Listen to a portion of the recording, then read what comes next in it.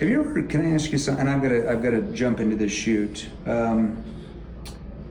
Is selling something that you do to people, or is selling something you do for people? I'll sell people, so for them. Yeah. So if we don't have you in our training programs to train you how to sell more, then how could we ever help you? Right. Right? Because do you ever have prospects that say that same objection to you? Oh yeah, everybody's adverse to fees. This Yeah. is a huge commitment. I mean, it's probably not to you guys, but Is it a huge commitment to learn how to sell more to help more of your prospects get what they want? Because which costs you more? The funding you put in to training to sell more, or all the sales that you're losing now? In reality, which costs you more? well, of course, you know, like these are leading questions. Like I understand what the answer should be. Well, is selling something I'm doing to you or for you?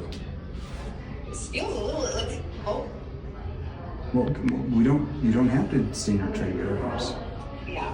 Because what happens if you don't sell more? I mean, because what's the number one thing that's attached to you as a salesperson that determines your income you make? My sales techniques. Right. So maybe something we might want to do what? Learn how to do it better. Probably a good idea, right? Because if you don't, what happens? And I'm being real with you, right? That's why companies and people, especially if you're in space, come to us, because that's what they want. Because what happens if you don't master, right? Have you ever heard me say there are 4 types of salespeople? That could be what Chris said yesterday. Yeah, right. You got the wingers, as I call them. They wing everything, say something different to every prospect. Then when they don't close a lot of deals, who do they blame? The leads, the prospects. Those salespeople usually get fired eventually. Then you have the dabblers. You know, they buy a few books here and there. They go to a free event. They follow me on like YouTube or IG, which is basic content. And they say, well, you know, eventually I'll figure it out. If I just keep in, one day I'll get better. And where do those reps go? They're typically average, and they just keep going through the motions, playing the numbers game. That's where most salespeople are. Then you have the know-it-allers, right? They invested in sales training in the past, but then they stop investing once they get up to, you know, multiple 6 figures a year because they think they know everything about selling. And what happens to their income? It gets capped because they stop learning. And then you have those who are committed to mastery, and they know they have to put major funding into their skill level because they know that the number one thing that determines their income will be the skills they learn on a daily basis. That's your top 1%. I mean, and I'm asking you this because I'm doing this for you, where do you feel you are?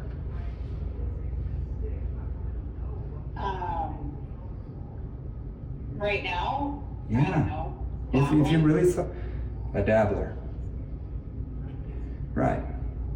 Who depends on you acquiring these skills if we stay a dabbler? What? Who is depending on you acquiring skills right now? Hey guys, Jeremy Miner here. Look, a lot of you leave comments wanting me to help you sell more. So the easiest way to get a hold of me, the quickest way, is to text me. So text me right now. It's 480-637-2944. So 480-637-2944. Listen, I started this company to help you learn how to close more deals, but do it the right way. Text me right now. Let's get back to the training video. Who depends on you? Me. Of course, me. Who else depends on you acquiring the skills? Just me. Do you have a family? No. Do you have a mom or dad, cousins, aunts, brothers, sisters? No, sure, I have a mom. That's Sure. And money doesn't buy us happiness, it just gives us more options, right? So if, you know, my mom or your mom, something ever happens to her and you don't have the money, right, to help them, That's tied directly back to what we didn't learn as a salesperson to sell more. So people depend on us, right? Our prospects depend on us, because if we don't acquire the right skills to be able to do that for them, what happens to them? Well, then they don't do what they're supposed to do. Yeah, their problems stay the same and nothing ever changes. And whose responsibility is that? A little bit of mine. I mean, A little bit? I'm Come sorry. on now. Well, I'm not going to call you a dabbler anymore, because who would say that? What type of salesperson? I know it all. Yeah. So who do you want to become?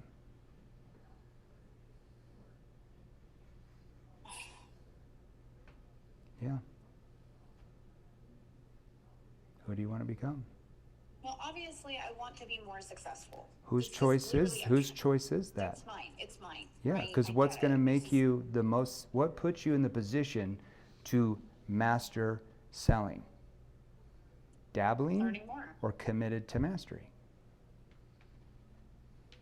Yeah, this is just. Yeah, how can anyone commit to mastery if they don't have a plan and someone to show them who's already mastered it how to commit to mastery? I mean, that's true. I guess. Because if we don't commit to mastery by someone who shows us the plan and who's already done it, especially for your industry, we remain a what? A dabbler. Yeah, And how many sales does a dabbler make? not enough. Yeah. There you go. So what puts you in the best position to master the skills? Because when you master the skills, and let's say you double, triple what you're doing right now, it forces your company to have to do what? Pay me? Pay you way more, right? Yeah. Is that what you want? Yes. You sure?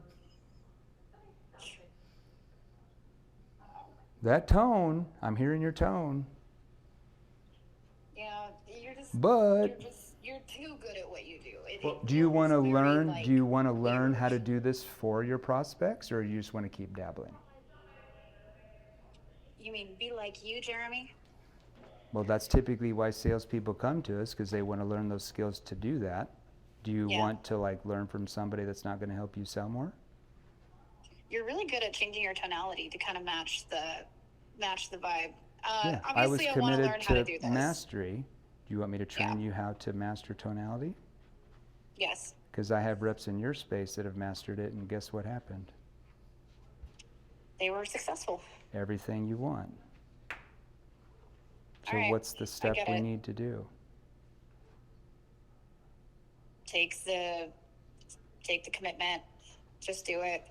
Hope is best. Yeah, because I'm find sure myself. you're not. I'm sure your intention, and I'm saying this with everything I have for you. I'm sure your intention is not just to, keep the funding for NEPQ fundamentals in your bank account forever and hope it just stays there. I'm sure your real intention is to what? Never have to worry about money again in your life, right? Right.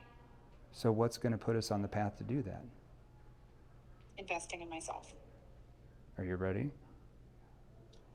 Yeah, I've only got 5 minutes left on my lunch. It's probably better if I get back on the call with Chris. Hey guys, we got somebody who was a dabbler who's committed to mastery. I love you. Well done. I always say success is just a choice, and you chose well.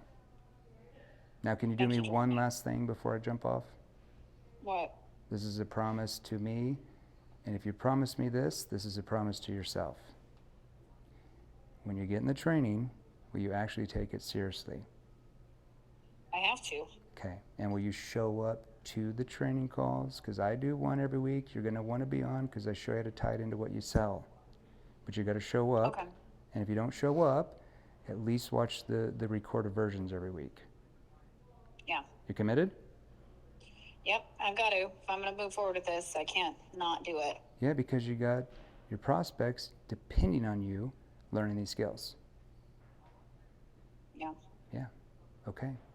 Well done. I will see you on the training calls next week. Be good. All right. I'm going to turn you back Sounds over to good. Chris.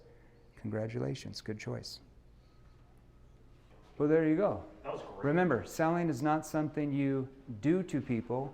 Selling is something you do for people, because I have a moral obligation to help her get into the training programs, right? You have a moral obligation to get your people into what you sell. Because if you don't, right, as Solomon said in the Bible, right, you have a moral obligation, right? Who that keepeth the corn and doesn't sell it to them, the sin is on your head, because you have a moral obligation to help people get what they want, solve their problems, and get them the results. And if you don't acquire the skills to do that, you are literally letting them down, their families down, their prospects down, everybody down. Selling is not something you do to people, it's something you do for them. If I didn't do that for her, her sales would have stayed the same forever, her prospects wouldn't buy, and nothing ever changes for her family, because if she doesn't learn how to close more, she doesn't get paid more by her company. So always remember, the moral obligation is to help your prospects get what they want, not do it to them. It's for them. Hope that helped.